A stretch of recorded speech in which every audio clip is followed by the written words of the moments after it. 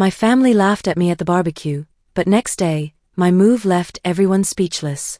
The sizzle of burgers on the grill was loud, but not loud enough to drown out my father's voice as it cut through the air like a knife. "Hey Ellie," he called out with that smirk that always meant trouble was brewing. "You're old enough to pay rent or get out. This isn't some charity case here." The laughter that followed wasn't just his.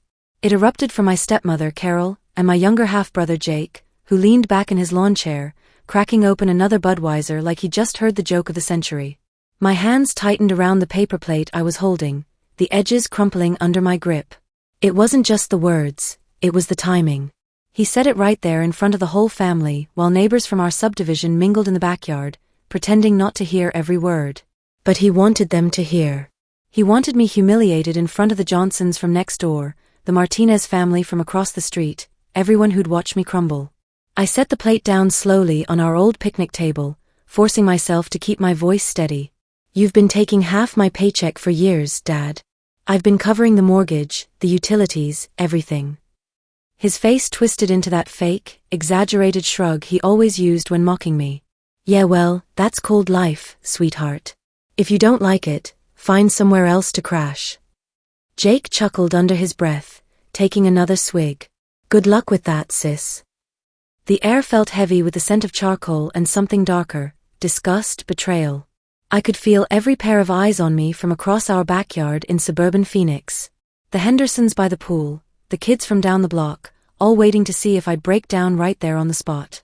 They all thought I'd stay quiet, maybe cry later in my bedroom like I had so many times before. But something was different this time. Something had shifted inside me over the past few months, and that humiliation was the final straw. I stepped closer to him, close enough that the flickering flames from the Weber grill lit up his smug expression. "Fine," I said, my voice low but sharp as glass. "You want me gone? You'll get exactly what you're asking for." He laughed, waving his spatula at me like I was some annoying mosquito buzzing around his head. "Yeah, right. And where exactly are you gonna go? Back to that cramped studio apartment that fell through last year? You've got no savings, Ellie. No credit. You're stuck here whether you like it or not."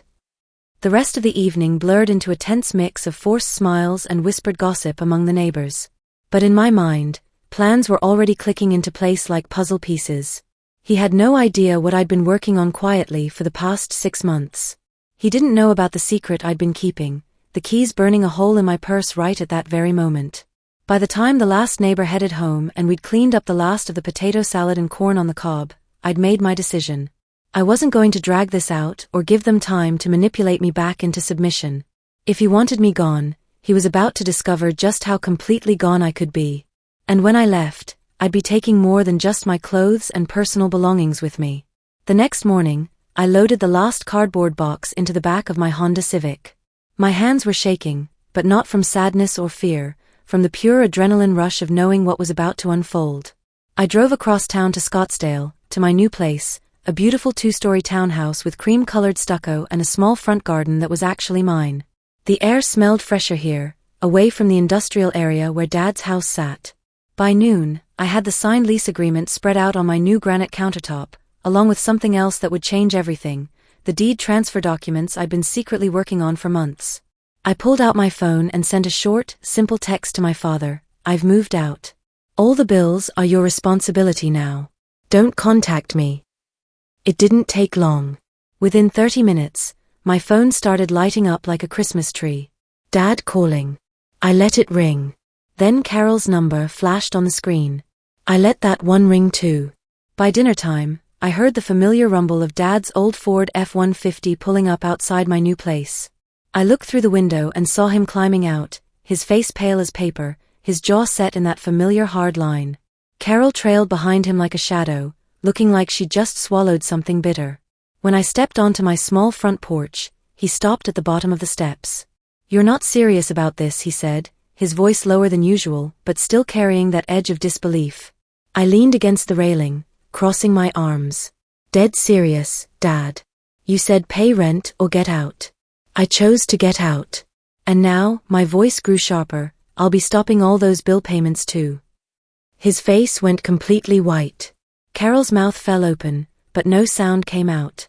Even Jake, sitting in the truck behind them, looked genuinely worried for the first time in years. That's when it hit me, the realization of the power I'd been handing over to them all along. For 23 years, I'd been their safety net, their financial backup plan, their get-out-of-jail-free card. And they'd never even thanked me for it. Ellie, come on, Carol finally found her voice. We can work this out. Your father didn't mean. Yes, he did, I cut her off. And that's fine. But now he gets to mean it while paying his own electric bill. For the first time in my life, I watched my father, this man who'd controlled every aspect of my existence, struggle to find words. The moment they drove away, tail lights disappearing around the corner, I stood on my porch and just breathed. Not relief yet. No, that would come later.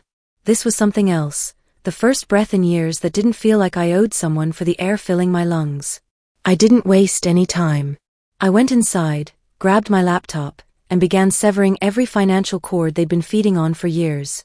Electric bill, removed from my bank account. Gas company, switched to their name only.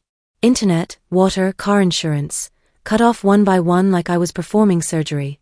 With each confirmation email that hit my inbox, I felt my spine straighten a little more. An hour later, my phone exploded with notifications. Dad calling again and again. I didn't answer. Carol next, then Jake. I let every single call go to voicemail. By late afternoon, our old family group chat was blowing up with increasingly desperate messages. Dad, this isn't funny anymore. Ellie, the Wi-Fi just went down. What did you do? Carol here, you can't just shut everything off like this. That's not how family works. Jake, hope you're happy, sis. You just ruined Taco Tuesday. I typed one line and hit send. I've moved out permanently. All bills are now your responsibility. Please don't show up at my new address uninvited. I thought that would be the end of it for the night, but 20 minutes later, I heard that familiar F-150 rumbling up to my curb again. Dad got out first, slamming the truck door hard enough to echo through the quiet neighborhood. Carol followed, her arms crossed defensively. Jake didn't even bother getting out this time. Dad stomped right up to my front steps, not stopping at the bottom like before. All right, enough of this little stunt. You've made your point loud and clear. Now turn those accounts back on for 1 week while we figure out how to transition everything. I met his glare without flinching. No. Excuse me. You've been taking half my paycheck every month for 3 years straight, Dad. You made it crystal clear last night in front of half the neighborhood. You want me gone? Well, congratulations. I'm gone.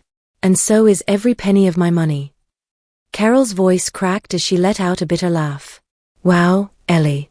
Just, wow. This is really cold, even for you. No, I said, stepping down to meet them at eye level. Cold as laughing at your daughter in front of the neighbors. Cold as treating her like an ATM for years without so much as a thank you. This. I gestured between us. This is actually pretty warm compared to what you put me through.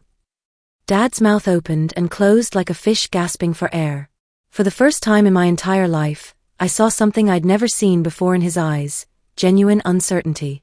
Maybe even a flicker of fear. I walked back up to my front door, pulling out my new house key. You'll figure it out, Dad. Just like you always told me I'd have to. The door clicked shut behind me, and for the first time in years, I realized I was finally the one holding all the keys that mattered. Through my front window, I watched them stand there for a full minute in stunned silence before climbing back into the truck. As they drove away, I couldn't help but smile.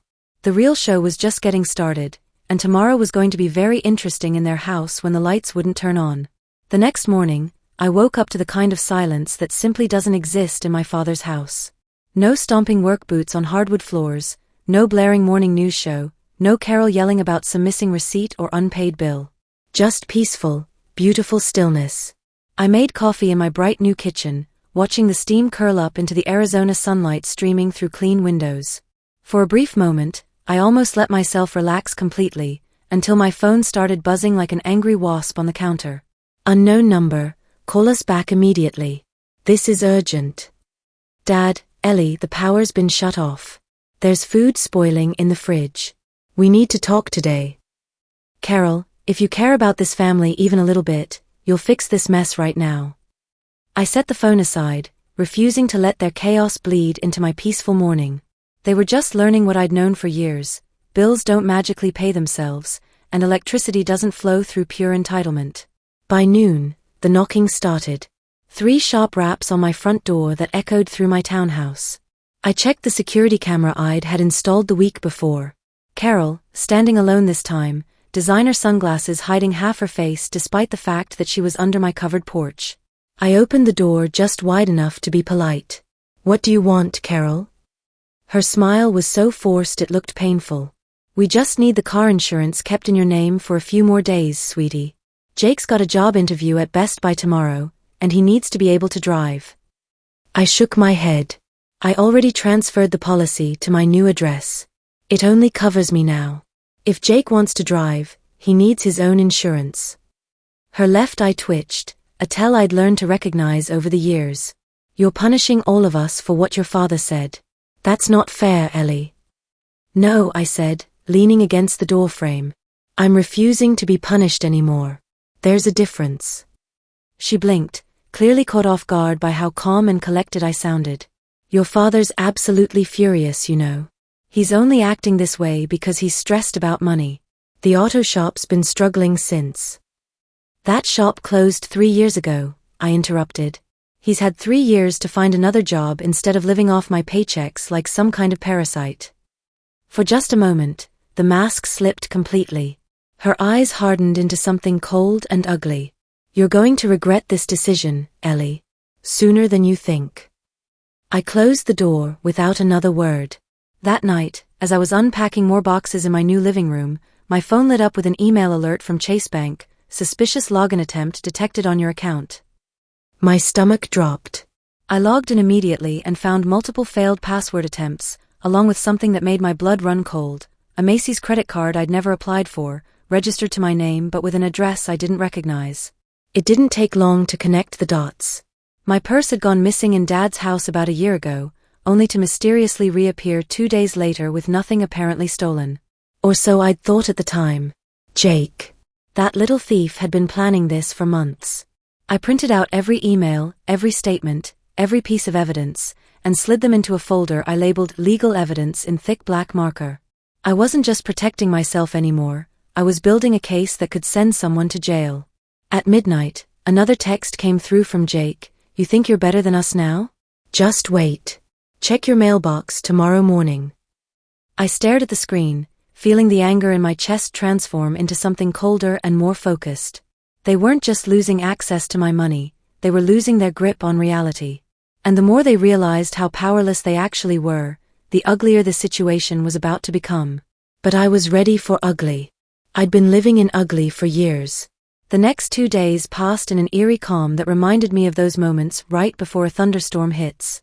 No surprise visits, no angry phone calls, just the occasional text from Jake dripping with sarcasm or thinly veiled threats. I kept my responses short, professional, and always in writing, exactly like my lawyer had advised during our consultation. Every nasty message, every date, every attempt they made to guilt or threaten me back into submission, I screenshot and saved. My legal evidence folder was getting thicker by the day. On the 3rd morning, the silence shattered completely. My phone buzzed non-stop as I sat at my kitchen island, sipping coffee and enjoying the view of my small backyard garden. Screenshots from friends and coworkers started flooding in, Facebook posts from Carol written in that self-pitying passive-aggressive tone she'd perfected over the years. Some people think they can just turn their back on family when times get tough. After everything we've done for them, they leave us literally in the dark. The comments were exactly what I'd expected. Mutual acquaintances offering sympathy, distant relatives I hadn't spoken to in years asking what had happened, former neighbors expressing concern. And Carol's favorite manipulation tactic, leaving just enough detail out so anyone could be the villain in her story. But the most telling thing? Not one of those posts tagged me. Not one person said my name directly. They wanted to paint their sob story without giving me a brush to defend myself. I didn't take the bait. Instead, I called every utility company again to triple-check that all accounts had been transferred to their names only. I wasn't giving them a single inch of leverage or wiggle room. By noon, my doorbell rang. The security camera made my jaw tighten. Dad alone this time, hands shoved deep in his Carhartt jacket pockets, looking older and more haggard than I'd seen him in years. I opened the door but stayed firmly behind the threshold. "What is it now?" His voice was calmer than I'd expected, but that familiar dangerous edge was still lurking underneath. "We've got a serious situation here, Ellie. The mortgage payment's due Friday, and without your monthly transfer." "Not my problem," I cut him off before he could finish the guilt trip.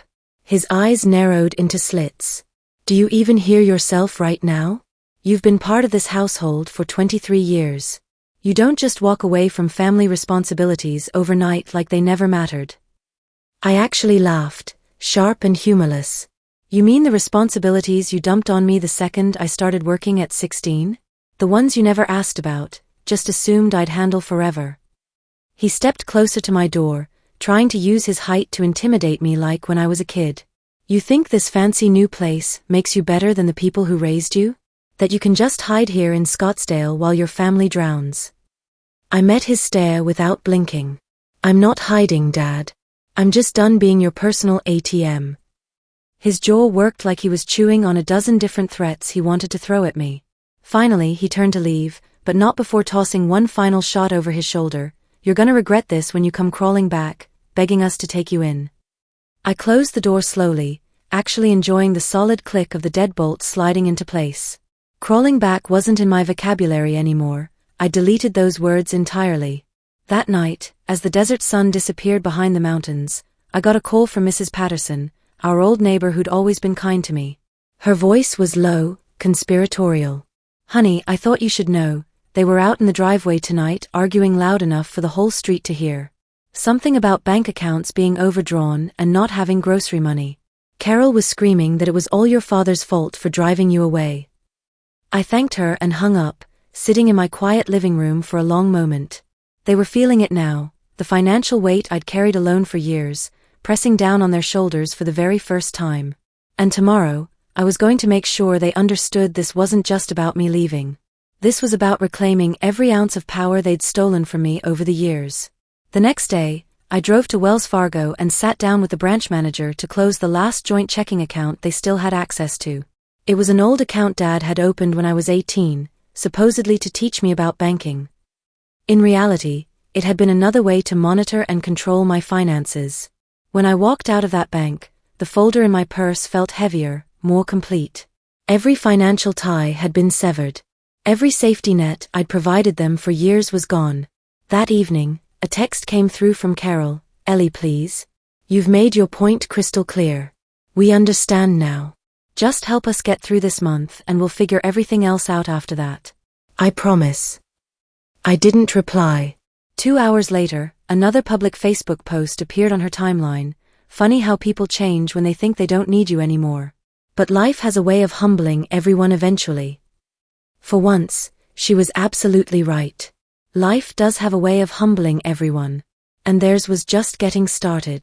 It was the following Saturday morning when the perfect opportunity landed directly in my lap like a gift from the universe. I was enjoying my coffee, scrolling through emails, when one from Flagstar Mortgage caught my attention. The subject line read, "Urgent, past due balance and notice of public auction." At first, I assumed it was spam or sent to me by mistake. I hadn't lived at that address in weeks, and I'd removed my name from every account tied to that house. But when I opened the email, I realized the bank still had me listed as an emergency contact from years ago when I'd co-signed some paperwork. The letter was brutally direct: 2 mortgage payments missed, no payment arrangement made, public foreclosure auction scheduled in 30 days. I sat there staring at the screen, coffee growing cold in my hands. This was it, the moment when the universe handed me absolute proof that all their loud confidence and threats were just smoke and mirrors. In the past, I would have panicked, rushed over there immediately, and drained my savings account to fix their mess again. Now? I hit print and slid the foreclosure notice into my legal folder. By noon, the inevitable pounding started at my front door. All 3 of them this time, standing on my porch like some twisted family reunion. Dad red-faced and sweating despite the mild weather, Carol tight-lipped and clutching her purse like a weapon, Jake smirking like he thought this was all some elaborate game he was about to win. I stepped outside, pulling the door shut firmly behind me. No way was I letting them into my sanctuary. Dad didn't waste time with pleasantries. You saw the foreclosure notice. We can't lose that house, Ellie. You're going to help us fix this situation right now. I folded my arms across my chest. No, I'm not. You're still family, he shouted, loud enough for neighbors 3 houses down to glance over from their yard work. I didn't lower my voice or try to be discreet. Family doesn't use each other as personal piggy banks. Family doesn't laugh while humiliating you in front of half the neighborhood. And family definitely doesn't commit identity theft and expect you to just ignore it. Carol stepped forward, her eyes darting nervously to the people watching from their driveways. Do you have to make such a public scene about this? Yes, I said flatly. Because you had no problem making a scene when it benefited you. Jake muttered under his breath, this is absolutely unbelievable. I turned to face him directly. You're right, Jake. It is unbelievable that I let this go on for as long as I did. Dad's voice dropped to that quiet, dangerous tone he used when he thought intimidation might still work on me. If you walk away from us now, you'll be nothing to this family. Nothing. I smiled, but there wasn't an ounce of humor in it. Good. Then I'll be nothing to you and everything to myself. I stepped back toward my front door, but before I went inside, I pulled the printed foreclosure notice from my folder and held it up where all 3 of them could see it clearly. This, I said, my voice cutting through the air like a blade, is what happens when the person you've been bleeding dry finally stops letting you feed off them. Then I let the paper flutter down to the porch at their feet like a dead leaf. The door closed behind me with a solid, satisfying thud. Through my blinds, I watched them stand there in stunned silence. Dad frozen like a statue, Carol glancing around at the neighbors who were openly staring now, Jake actually kicking at the foreclosure notice like it might bite him. They left without saying another word, and I knew this was truly the end. That evening, I posted a single, carefully crafted line on my own Facebook page. Sometimes the best gift you can give someone is the opportunity to finally stand on their own 2 feet. The comments started rolling in immediately. Friends congratulating me on my beautiful new townhouse, coworkers asking if I'd finally moved out of that toxic situation, college roommates sending messages of support and encouragement. Not once did I mention names or specific details. I didn't need to drag them through the mud. The truth was their responsibility to face, not mine to broadcast. Over the following weeks, I heard updates through Mrs. Patterson and other neighbors who'd remained friendly. The foreclosure proceeded exactly as scheduled. Dad managed to find temporary work at a Jiffy Lube, but it wasn't nearly enough to catch up on months of missed payments. Carol picked up shifts at a local diner, coming home with sore feet and grease stains on her uniform, probably the first honest work she'd done in years. Jake, surprisingly, was the first to reach out directly. 3 weeks after our final confrontation, he sent a simple text, I'm sorry about the credit card thing. I paid it off and closed it. Won't happen again. I didn't reply immediately, but I did check, he was telling the truth. The fraudulent account had been closed and the balance paid in full. Maybe there was hope for him yet. A month later, I was watering my small front garden when a familiar Honda Accord pulled up to my curb. Carol got out slowly, looking smaller somehow, wearing scrubs from the medical office where she'd apparently found work as a receptionist. She walked up my driveway hesitantly, stopping a respectful distance from my front door. I'm not here to ask for anything, she said quietly. I just wanted to say that you were right. About all of it. I set down my watering can and waited. Your father's been different since you left. Humbled, I guess. He got a job at AutoZone and he's actually keeping it. Jake's enrolled in community college. And I'm working full-time for the first time in 15 years. She paused, looking down at her hands. We should have been doing this all along instead of letting you carry us. Yes, I said simply. You should have. She nodded, tears starting to form in her eyes. I know we don't deserve it, but if you ever want to, we'd like to try being a real family someday. If you're willing. I considered her words carefully. Maybe, I said finally. But it would be completely different from before. I'm not a bank, Carol. I'm not a safety net. I'm not going to fix your problems or enable your mistakes ever again. I understand, she whispered. And I'm proud of you, Ellie, for having the strength to do what we couldn't. After she left, I sat on my front porch as the sun set behind the mountains, painting the Arizona sky in brilliant shades of orange and pink. My phone buzzed with a text from my boss asking if I'd be interested in a promotion that would require relocating to our Denver office. 6 months ago, that message would have sent me into a panic. How could I leave? Who would take care of everyone? How would they survive without me? Now, I found myself actually excited by the possibility. For the first time in my adult life, the only person I needed to consider was myself. I typed back, very interested. Let's schedule a call to discuss details. As I hit send, I realized that the scared, trapped girl who'd been humiliated at that backyard barbecue was gone forever. In her place sat a woman who'd learned the most important lesson of all. Sometimes the most loving thing you can do is refuse to be someone else's crutch. Sometimes setting boundaries isn't cruel, it's the only way anyone learns to walk on their own. And sometimes, the best revenge isn't revenge at all. It's simply living well, on your own terms, in the life you've built for yourself. I was finally free, and it felt absolutely perfect.